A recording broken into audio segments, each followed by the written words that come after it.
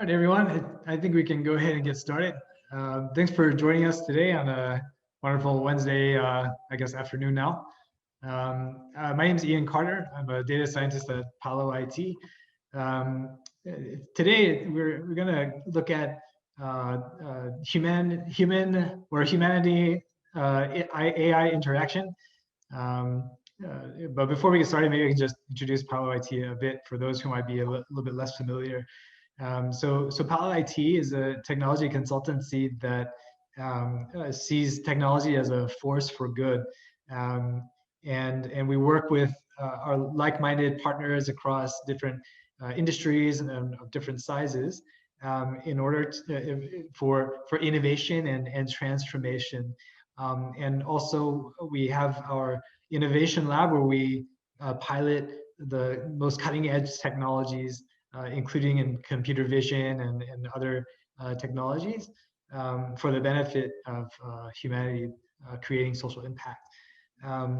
One topic that we've been looking at a little bit more closely is the way that AI can be a force for social good as well. Because this topic is quite close to my heart, I wanted to also go into this a little bit more deeply.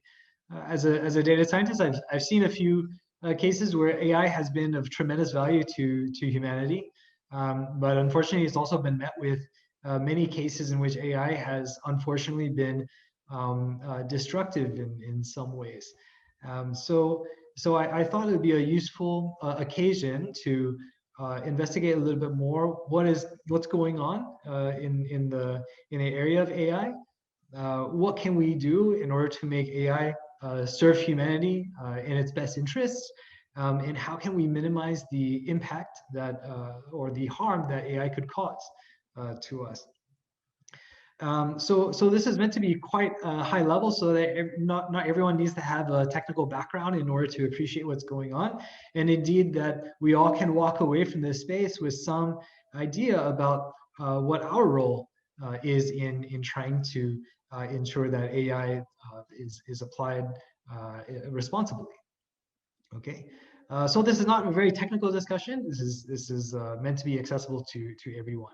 As we go through it, I would really love to read your thoughts.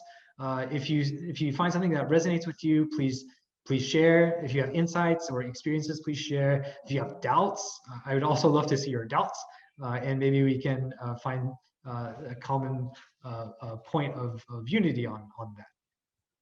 So what we're planning on going into today is basically, why is it that we want to talk about AI ethics at this point, and why is it important now? Then we'll look at some of the complications that may arise when we try to be more ethical in the way that we are using AI to solve problems. Then we'll, in consideration of those complications, try to devise a kind of framework that is animated by certain universal principles, and then how they cascade down to different levels of action, so that we all have some sense of what we can do. And then we'll just try to tie it all together as a nice package, I hope anyway. So then we'll look straight at why is it that this conversation is timely. And maybe it's good to start with a kind of an understanding of what is AI, so that we're all on the same page. So just a very high level of understanding of AI, we can consider AI as being this thing that allows us to automate simple to complex tasks that a human would otherwise do him or herself. All right. So this sense of AI is actually quite old. This is not a very new thing. So if we try to understand AI in a certain way, we can imagine that, I guess many people would imagine that AI is driven by both algorithms and a kind of processing power to give those algorithms some movement. But what might be a little bit less known is that AI requires a lot of data in order to operate. So you can imagine algorithms as a kind of structure or a scaffold, and then data is this thing that goes through that structure in order to animate some insights that come out of it. Oftentimes it could be predictions and so on. And so then the result of it is we have a very kind of personalized or customizable experience for very low level kind of things like an individual. So previously we might have, before we had AI, we might have very specific kind of customers in mind, like the most wealthy, most valuable customers that we want to really create these personalized services and really cater to their needs. But what AI does is it allows us to get not to provide that kind of attention and that kind of sophistication and customization to anyone.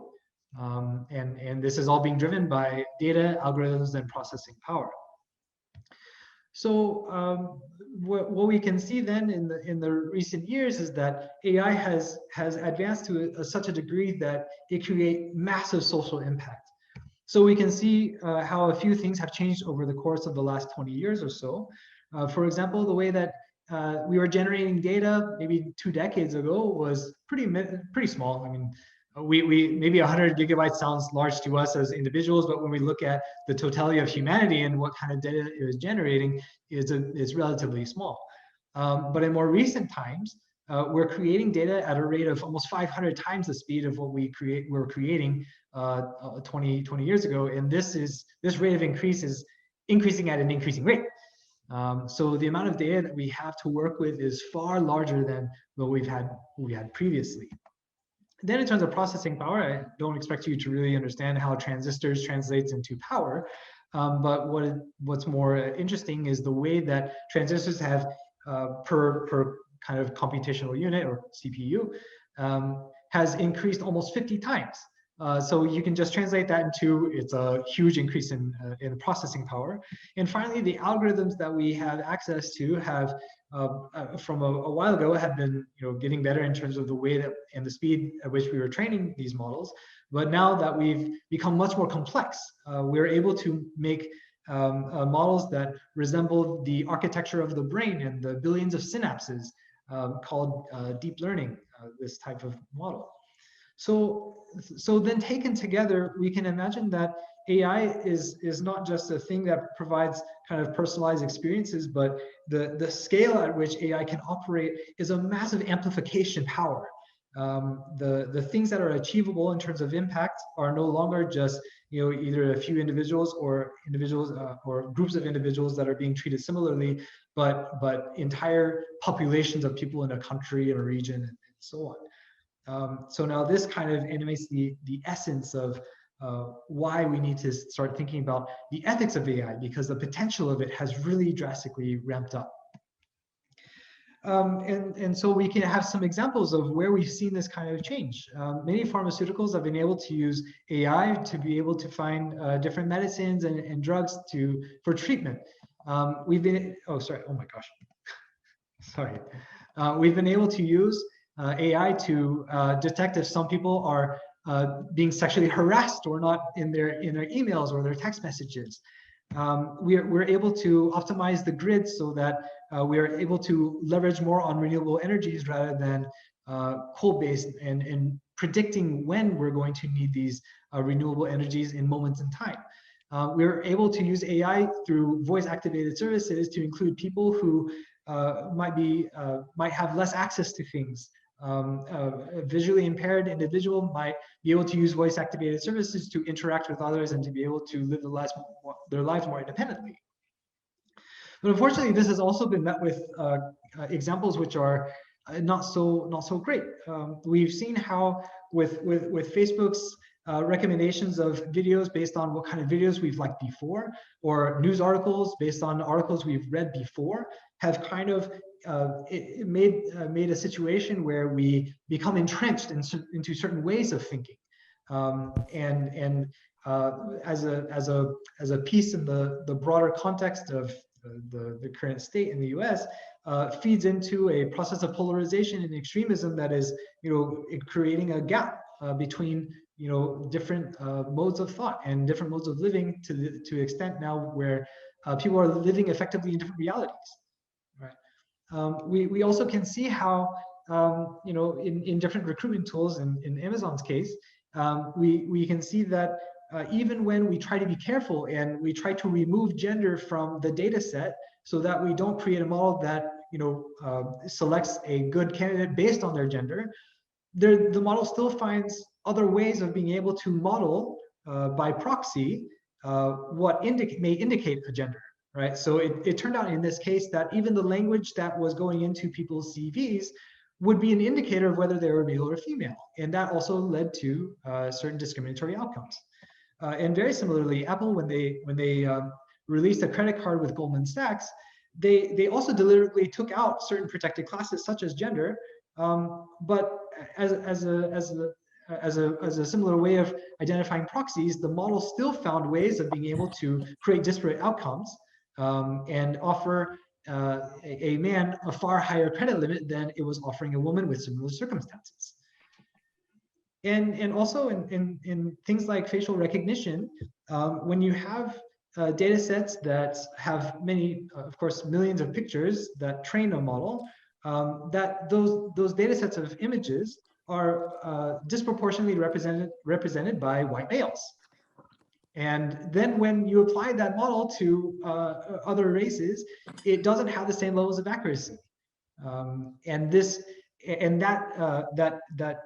ends up having a detrimental effect for people who may be incarcerated falsely or have sentences far longer as a result of other technologies beyond facial recognition.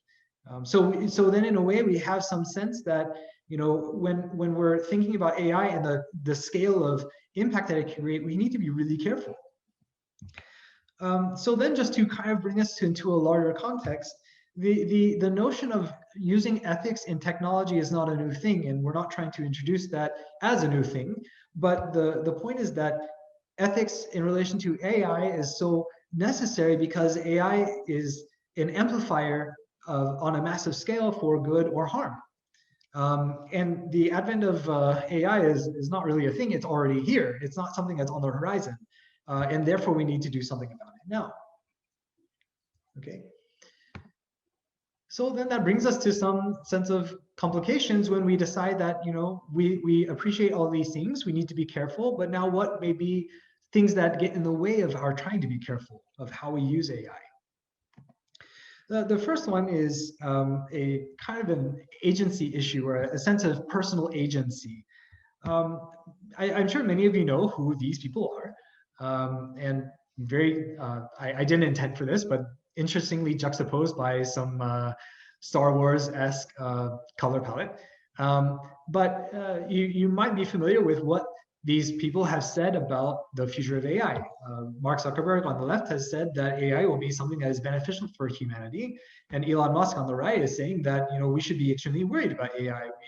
We need to prepare for very terrible situations that AI will bring for us. Now, what I want to talk about here is not the people at all, but talking about the visions that are presented. The visions seem to indicate that we as a humanity basically are taking a backseat to the development of technology. We will just let technology happen, and then as passive observers, we will just kind of deal with whatever situation arises.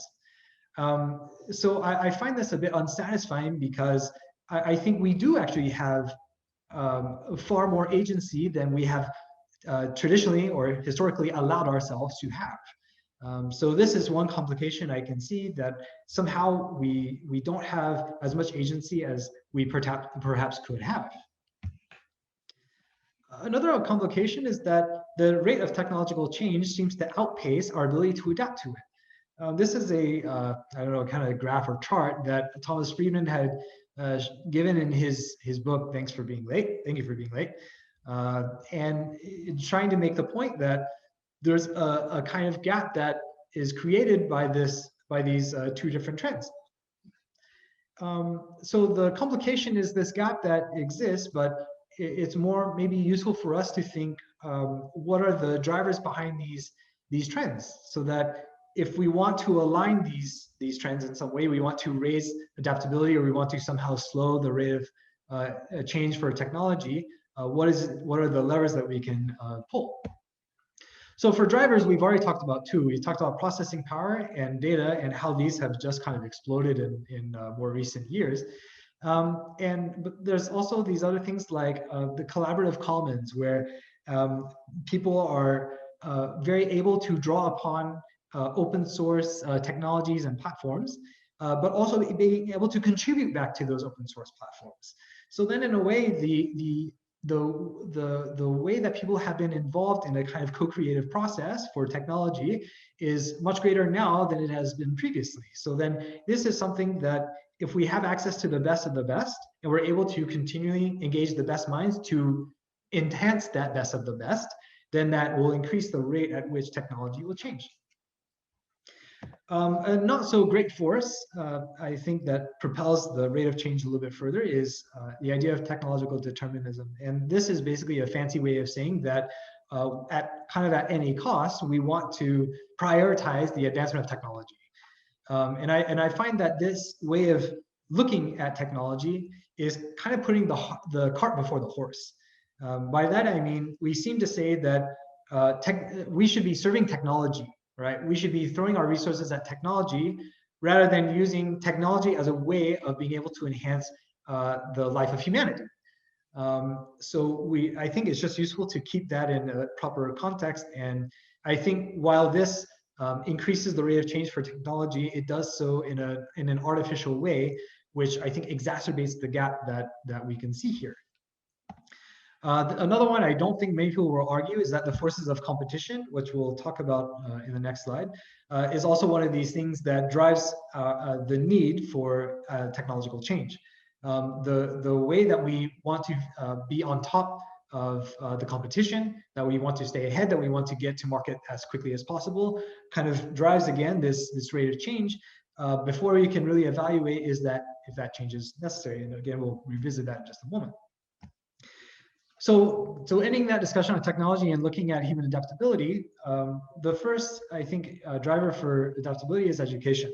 Unfortunately, we're not going to talk too much about education today, but it's useful to talk about here, where if we imagine that not just the skills and the technical skills that are necessary for using technology, but also the kind of postures, the habits, the attitudes, things like learning how to learn. These are things that also will contribute to our ability to adapt. And only maybe in more recent years are we starting to think about how we learn how to learn. Also, as we use technology, we integrate into our lives and we become more familiar with, let's say, the new boundary. So the moment I got a smartphone, I became more familiar with how a smartphone works, what things I can do with it, how I interact with it. And so then when, I don't know, the things come through with the different kind of applications, different forms of interaction, I already have the baseline of using a smartphone that gives me context to be able to use different forms of technology that spring from it, or similar technologies. And then finally, we have consciousness, which is more or less an awareness of the impact that technology may have on our lives. So if I see that technology is making me feel more isolated, for example, then I have kind of a decision to make. Do I want to use this technology or not? And whether I use it or not is actually a form of adaptability. It's making a conscious choice of whether I want to integrate this technology or not. Yeah, this one is a bit interesting. If you've not seen Jurassic Park, I highly encourage it. But just to briefly give a plot line, basically the idea is that they've been able to recreate dinosaurs and they are going to open a park with dinosaurs to the public. It's a great idea. No harm can happen. So what's going on in this scene is basically they're talking about how they're going to open the park, how much are they going to charge, things like that. And the man on the right, Ian Malcolm, is intervening, saying, you're acting like you have this awesome power, but treating it like you are a child.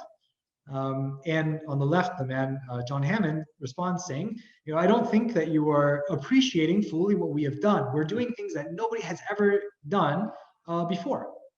Of course, Ian Malcolm responds, the skeptical scientist that he is, yeah, but you were so preoccupied with what you could do that you weren't stopping to think whether or not you should do this. Now, I tie this back to the idea of competition because one of the things that makes us so, one of the things that oftentimes causes us to overlook or to ignore the societal impact of what we are doing is because we are so caught up in the race to get things to market, to capture market share, things like this. So this thing that compels us to act, oftentimes without thoroughly evaluating what we are doing, is yet another complication. One other one is, even before AI comes into the picture, we might not have anything in place that mitigates unfair outcomes, right? So before AI comes into the picture, we might have some good and we might have some harm, and lacking any policy, we don't have any way of of minimizing that harm or even detecting that harm. So then when AI comes into the picture, as it amplifies the effect, that harm also becomes amplified. And the AI system that we want to create has no kind of context in which to determine what actually constitutes an unfair outcome. So then it will just perpetuate whatever injustices have been done before it came along. And finally, this complication we talked about already, the way that the data is integrated into the AI model, is the final complication I want to discuss.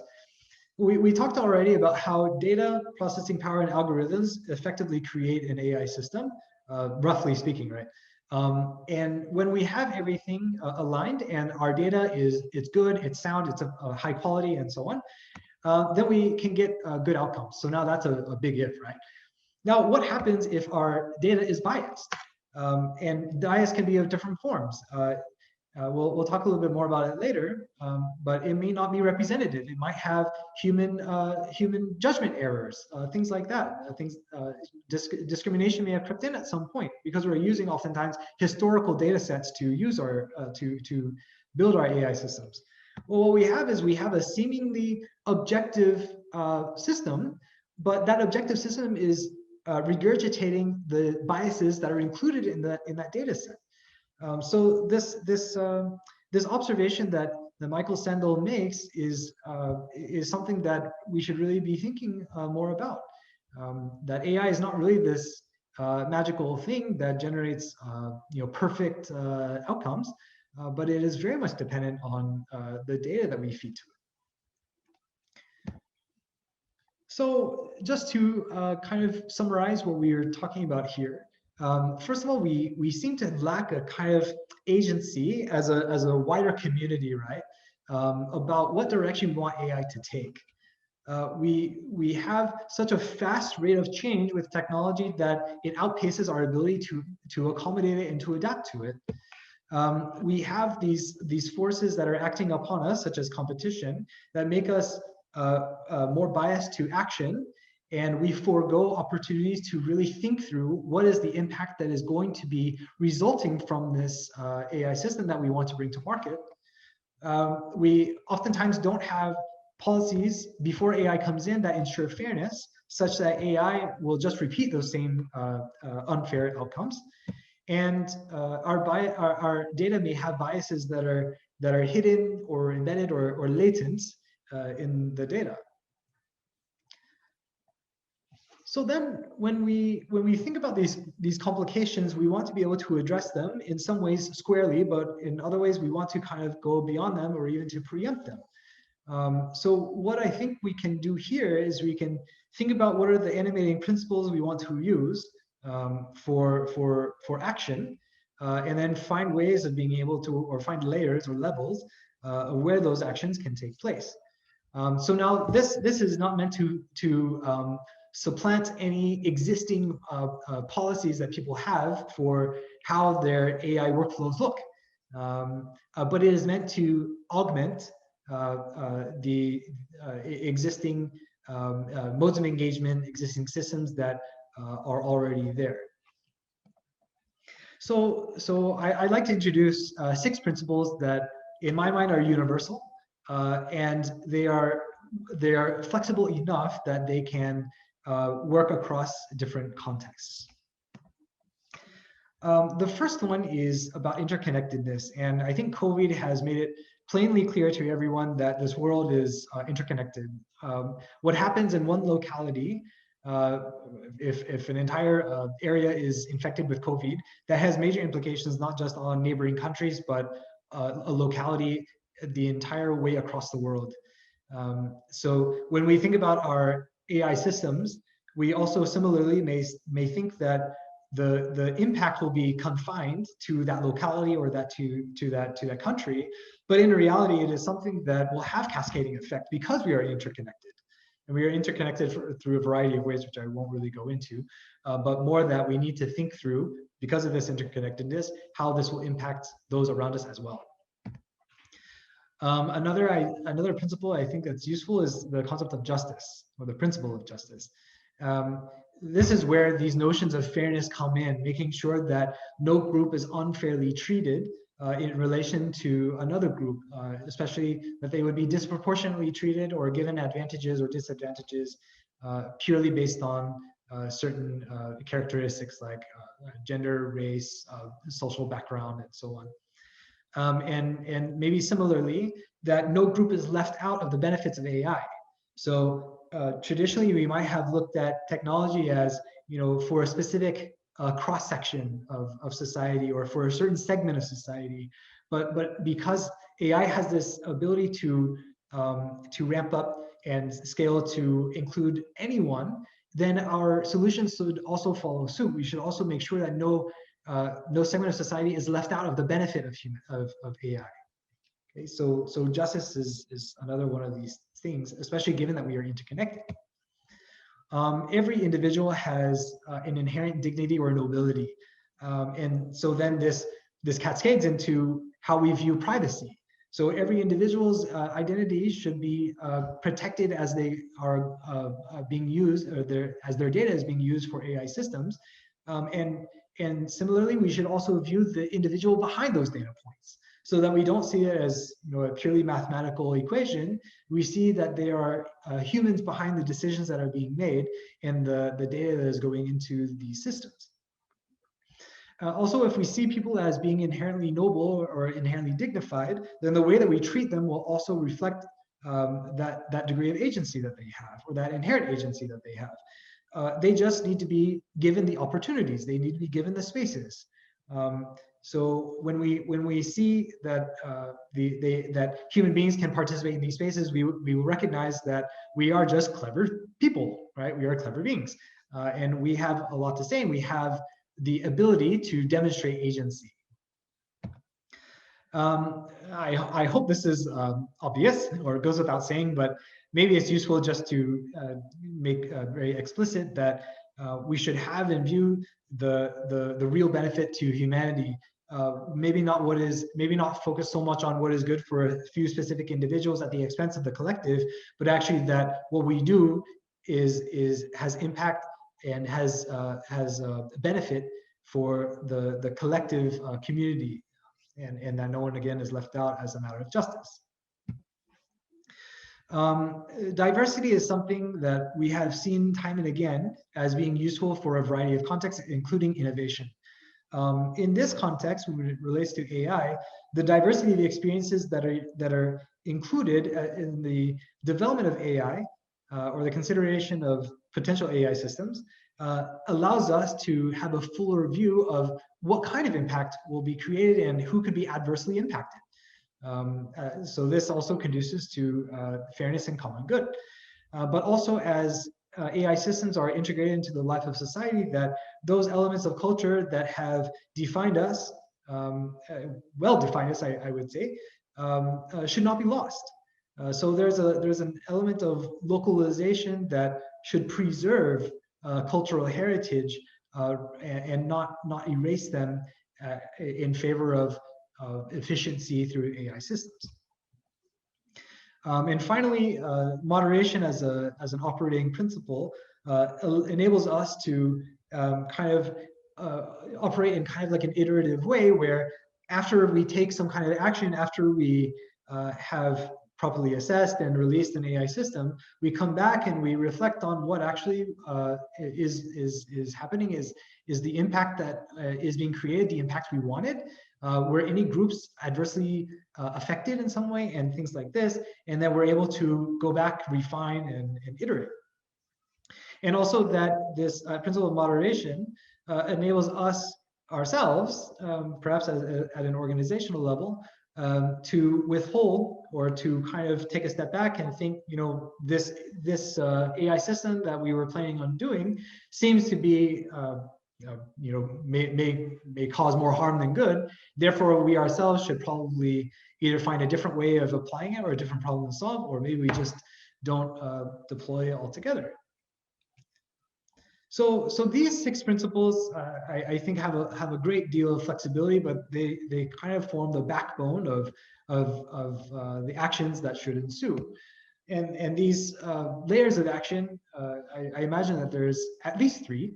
The first is at this kind of top level, the collection of actors that are involved or are affected by the production of AI systems. At the organizational level, those who are facilitating the development of AI systems and products and services, and finally the practitioners themselves, the data scientists, the machine learning engineers, artificial intelligence engineers, and so on, who are directly involved in the actual creation of AI systems. So I'll spend a little bit less time on the landscape and hopefully a bit more time on the organizations and the practitioners. So at a landscape level, there's 2 elements I think worth considering. Again, I think education might have been one of these, but I didn't go so much into this area. But at least these might be 2 ways that help us to kind of conceive of our role. So AI-focused agencies are coming up across the world, in Singapore as well. And consultative spaces are things I think that are currently underutilized, and there's potential for scaling up these kinds of spaces. With agencies, there's different styles of having created them in different countries. So in the UAE, for example, they've created a ministry of artificial intelligence, and that ministry has gone on to create their national strategy for AI. So the UAE had a very kind of centralized approach, but there also could be decentralized, where you have in some way center of excellences across different domains, and part of them, of those centers of excellence, include experts in AI who might better know how it relates to their domain. So this observation by Jason Furman is an interesting observation to consider in relation of the I don't know if it's a tension, but this balance between centralization and decentralization. Most of the countries across the world are operating at this level of providing guidance for the development of AI. In Singapore, the IMDA has created a model framework for AI, also listing certain principles and different activities that organizations can follow to ensure responsible AI development. And not many countries have gone to this stage of creating regulation, hard regulation, to the extent that if something goes wrong with an AI system, that there is, there's a definite accountability, or that there is potentially criminal liability. But we can imagine that that kind of regulation, which is much more, has a lot more teeth, will be something that is coming on the horizon in the next few years, as we're learning more and more about what responsible AI looks like as a result of how we implement these guidelines. Will start to come out in the future, in the near future. On the consultative spaces part, as a recognition of the agency that people have, the agency people feel over the destiny or their lives, the future of their lives, and this kind of thing, including the future of AI, maybe one of these things that helps to put AI in the right direction towards social benefit. So how can we, so this is the question, right? So how can we engage a larger cross-section of society that is representative of local populations, that has a diversity of viewpoints, and oftentimes those viewpoints will be contrasting? How do we engage them fully such that we're able to, our AI systems is able to represent or is able to administer to the diverse needs of humanity. This is an open question, but this is where these consultative processes can really yield a lot of fruit. You can see that Mustafa Suleyman has also an observation that these oftentimes it's the public or certain elements of the public that have been left out of many of these conversations about what is the impact I want to see through the application of the AI. So then how do we bring these oftentimes disadvantaged groups, or just generally having a representative group be part of that conversation and be able to have a say in the unfoldment of AI in the life of society? So these spaces will also be where people can articulate what is it that they aspire to, what is the vision they have of themselves, and how is technology, in particular AI, fitting into that pathway towards the realization of their aspirations. It's a space where people can also reflect on the impact that has been created on their lives, and whether or not they want to see that impact, if there's other impact that they would like to have. And finally, as a part of this engagement, it's a natural byproduct that as the population is engaged in something like AI, not only is trust developed, which is something that I think we really need, and we're seeing that there's a kind of a breakdown of trust between the population and technology firms, but also in terms of being able to articulate what are the purposes of different technologies. How is it that I actually use them? Why is it that they operate in this way, and so on? So digital literacy is something that many smart nations have been trying to look at, and this is one of these ways where the inclusion of the public naturally conduces to digital literacy. So at the organizational level, there's things that we can do before. So by engagement, I just mean when we want to develop an AI system, an AI platform of some kind to address some kind of problem. So there's many things that we can do before we get to that point. Some of them we've kind of alluded to before. The first one, the way that we engage people in a very specific context, whereas at the landscape level, it might have been a very broad sense of what is it that I would like technology to do for me. In this sense, it is for a specific type of AI system, what is it that we would like to see? So before we even get into the development of AI as a system, what are our stakeholders, and hopefully a very diverse group of stakeholders, saying about what they would like to see? Having policies that ensure fairness is something that every organization can do now before even AI comes into the picture, so that AI can be better informed during its development to ensure fairness. The degree of automation can be determined, where if we want something that is purely advisory versus something that is fully automated, we can determine, we have a better sense of what is the kind of impact that will be created, and what are the cultural changes that may follow through with those impacts. And with that, we have some sense of what is the transition that we need to make. So if we have a fully automated system, for example, that we have a fully automated preventive maintenance system. We have a staff of 10 of a team that is generally doing maintenance, but with this new system, we only will need a team of 4. So now with these 6 technicians, what are we going to do with them? So what kind of jobs do we have available? What kind of training do we need in order for these technicians to do those jobs, and so on? So in kind of a change management sense, what is it that we need to facilitate in order to use this AI, if that is what we want to do? It also could be that we temper the unfoldment of that AI system so that the preventive maintenance system, for example, only is applicable to a certain machine. And therefore, the immediate impact is just a team of 9 rather than a team of 10, or a team reduced to a team of 9 rather than a team of 4, I mean. So this is one way of being able to evaluate that kind of impact and determine the readiness of creating the impact. because of the issue with bias in data, we need to have a clear idea of how this data came to us, and this comes into a data governance kind of conversation. How that data was collected, what types of data was collected, whether or not we have the assent of individuals to have obtained and to use that data, and so on. Very importantly, do these data points include human judgment, such that we would need to look at it more closely to see if there's any discriminatory decisions that were made in the process. So having a fuller view of the data and its origin is something that before we do an engagement, we really need to pay attention.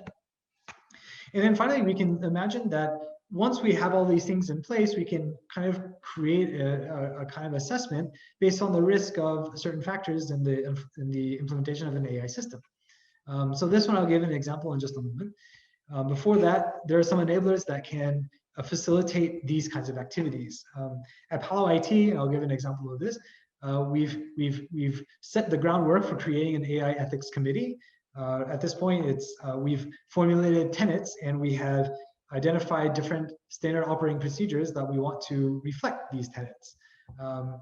How we institutionalize our learning and our knowledge so that if anyone leaves the organization, new people come in, that they are brought up to speed immediately and don't inadvertently miss certain considerations in assessing an AI system. Sorry, and the last one, whenever we have a diverse staff, again, we have better ability to anticipate problem areas and to really harness the richness of the diversity of the population. So this is a framework that is heavily borrowed from cybersecurity or information security.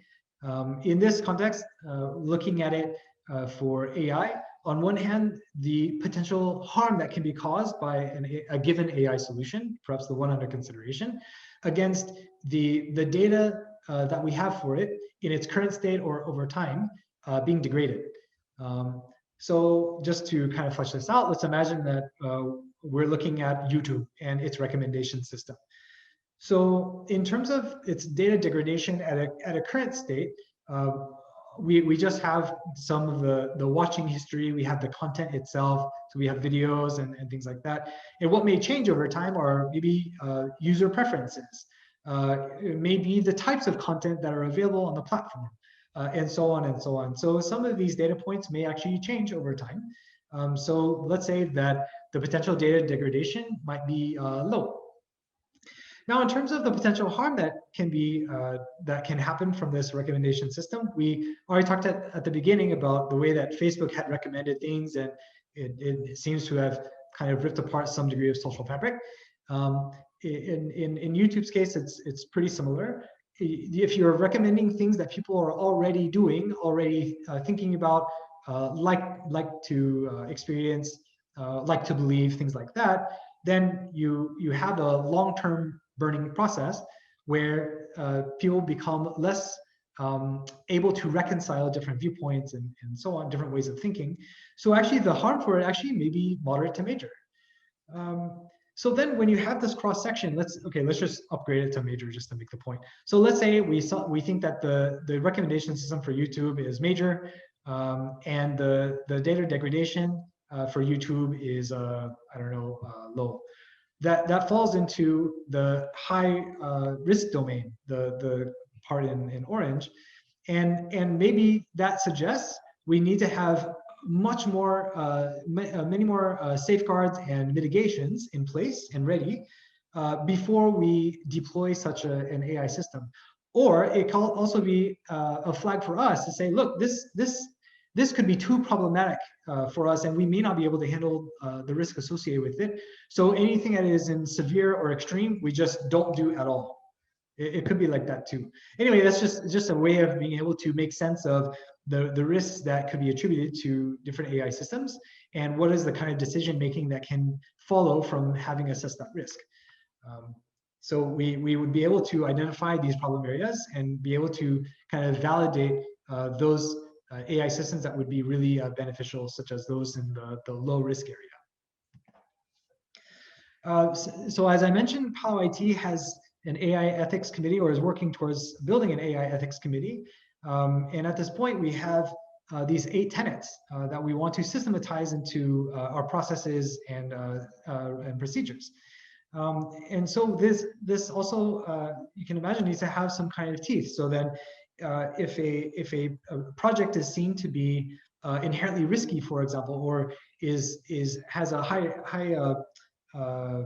potential for harm, then maybe there's a way to stop that before it actually becomes deployed. To make sure that certain processes are being adhered, and so there's an auditing process behind it. That training is done, and so on. So this ethics committee is something that helps to facilitate the proper application of I don't know, ethical thinking before an AI system is released, and even after it is released, to facilitate this next process, which I'll introduce right now. So after the engagement is concluded, then we might be able to go back to our stakeholders and evaluate what has actually happened. So was it the impact that we actually expected? Were there any unexpected impacts? Were there certain groups that were disadvantaged? And questions like this, of course, many other kind of questions arise that help us to pivot where we need to pivot, to reinforce what needs to be reinforced, and of course to keep our our stakeholders, and I by extension, in my mind, the public, into what we are doing, so that they have some sense of agency. And then the very natural next step of that is, once all of these insights are being generated through this process of reflection, how does these things that we have learned, these insights, how are they being distributed? So of course we want to distribute it within our organization, but also what about externally? What about to the collective understanding of those within our industry or our field, to build this kind of common knowledge. Finally, coming to the level of the practitioner, so the data scientists, the machine learning engineers, and so on. These people have a very special role. They're the kind of the first line of defense, and the first ones to originate, or oftentimes to originate, different use cases for machine learning or AI. So it's quite important for the practitioners to imbue these principles into their own creative process, but also to take some additional tools to ensure that we have fair outcomes, and we can identify bias and so on. So one of the first ways of being able to do that is to look at the explainability of what we are doing. So oftentimes machine learning and AI, so just as a clarification, machine learning and AI are very closely connected. Machine learning is a subset of AI. So oftentimes our AI systems may be very complex. So if the architecture is trying to resemble the brain with millions or billions of different parameters, then we need to be able to explain, well, how did a model generate an outcome that seems to be unfair, or that could be unfair, or even just as a normal outcome? Being able to explain that to different people for different reasons is quite important. Being able to identify, I might say this is one of the most important things that we can do, is to be able to identify where bias exists in our data, and where it exists, to systematically remove those biases.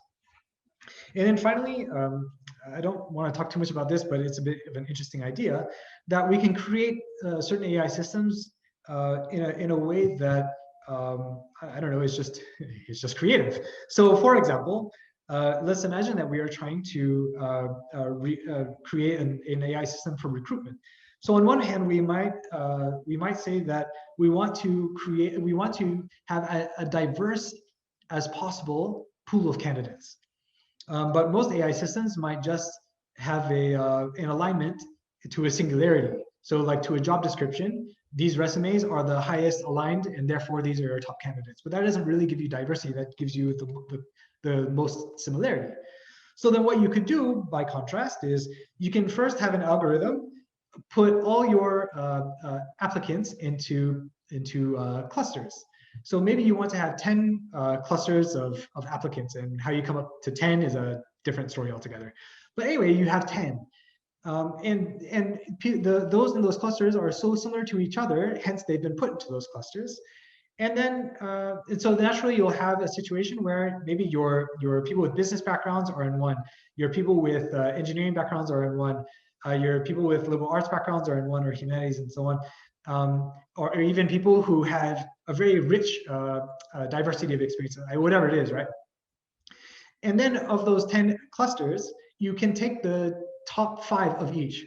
So in a way, you don't lose sight of the competence that is required for a position, but you also are able to integrate a process whereby you can identify certain diverse groups, or a diversity of groups that you also may wish to consider. So I won't go too much more into creative modeling. I'll focus more on explainability and bias detection. Again, this is not meant to be a technical discussion, so I'm talking about it in a way that I hope is accessible to everyone.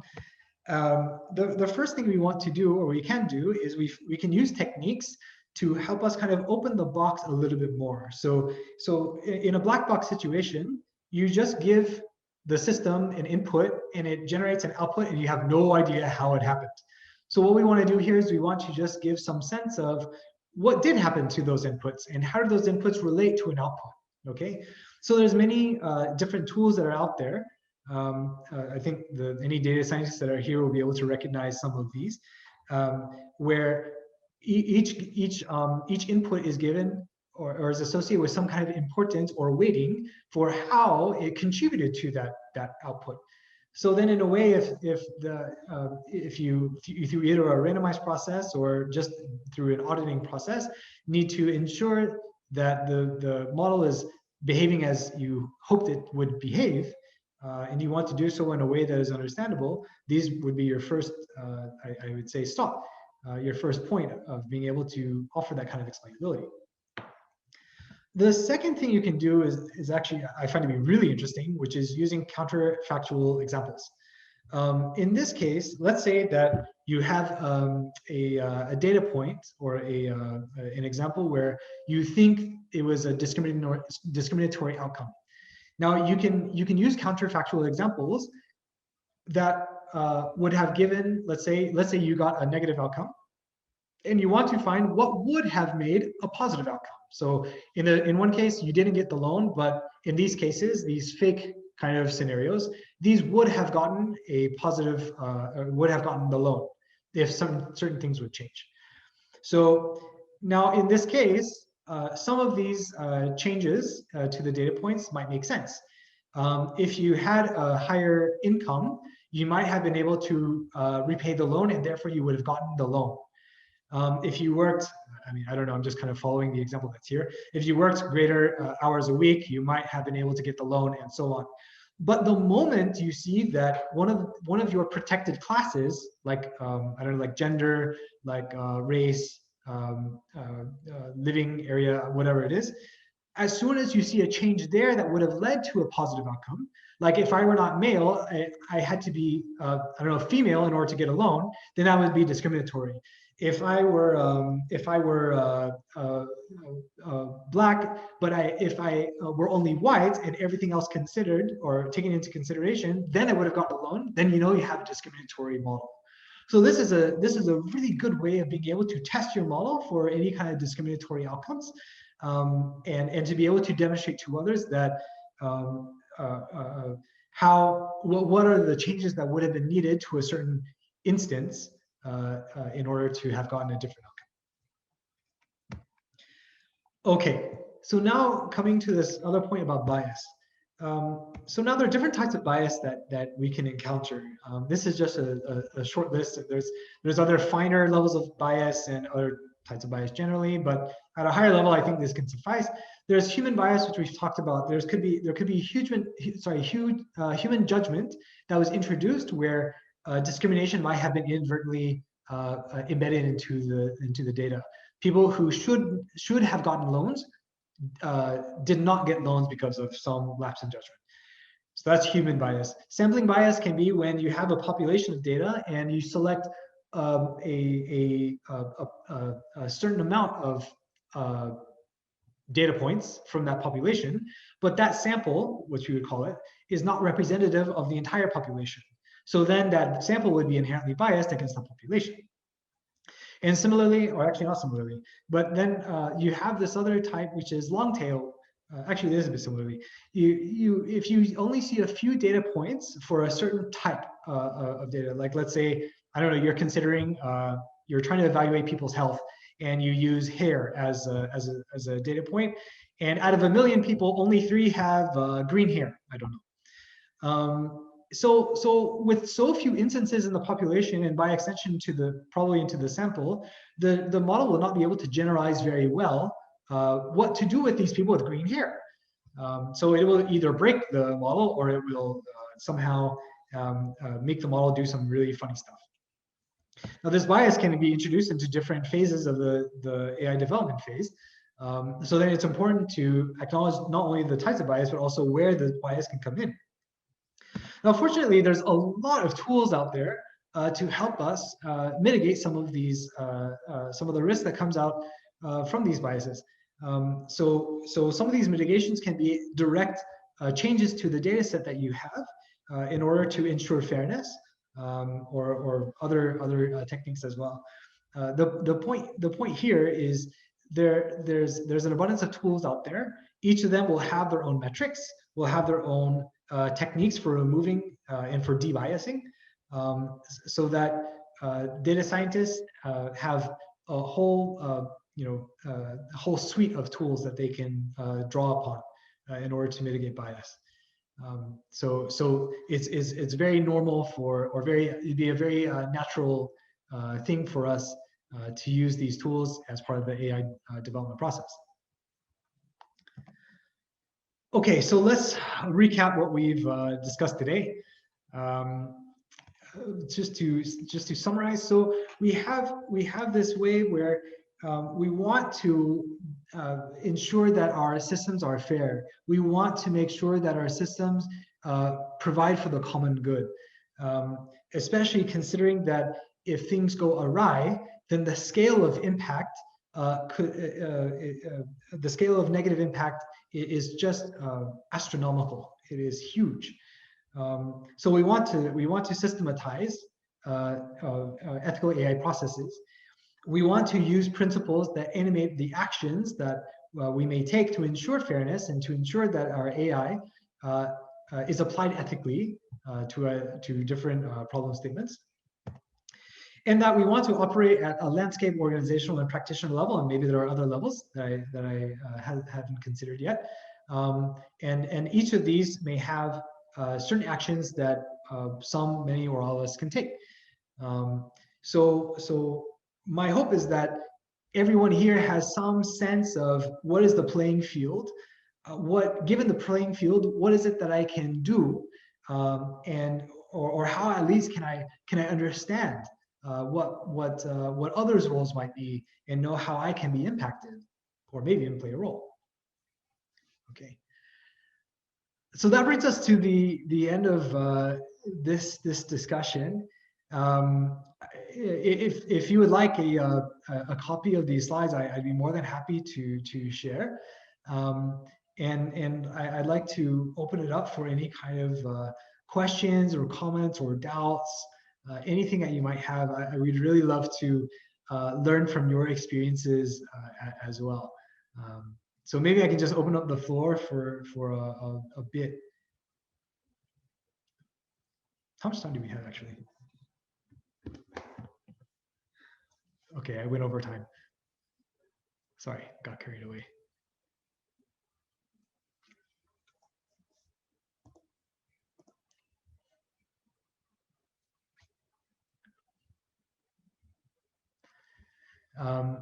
Trunhui, I'm just seeing your message in the chat. I think it's a great point. So there's the point is that there are many forces that are acting upon those who are kind of in the process of technological adoption and generation, and those are a few, and definitely what you're saying, I completely agree.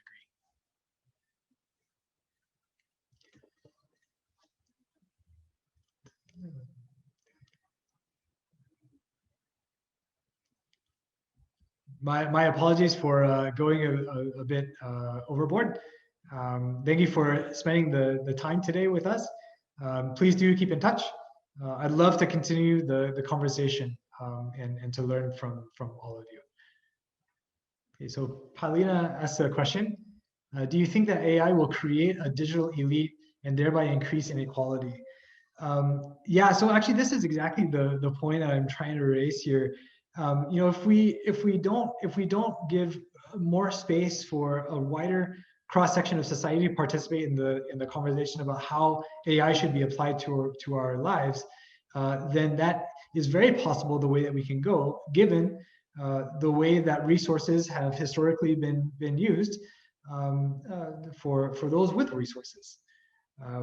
So somehow having the involvement of a larger set of voices as part of the process and integrating them into the process of decision making for how AI can be applied is quite essential.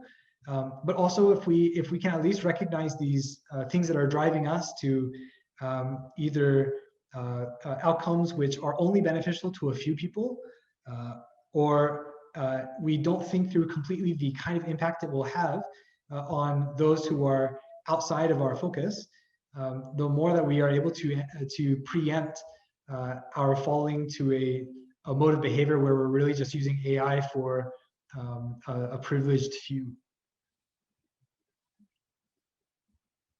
So my reaction to your question is that it's a fully preventable situation in my view.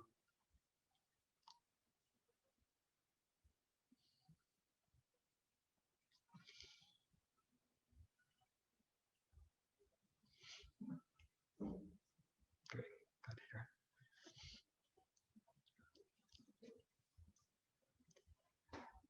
Okay, I think we'll kind of end it here.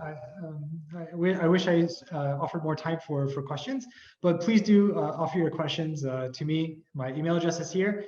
If you also don't mind to provide some feedback using the bottom QR code, the top left QR code is my LinkedIn. Your feedback will also be greatly appreciated. So I'll just leave this up for a bit longer. Thank you all for joining today.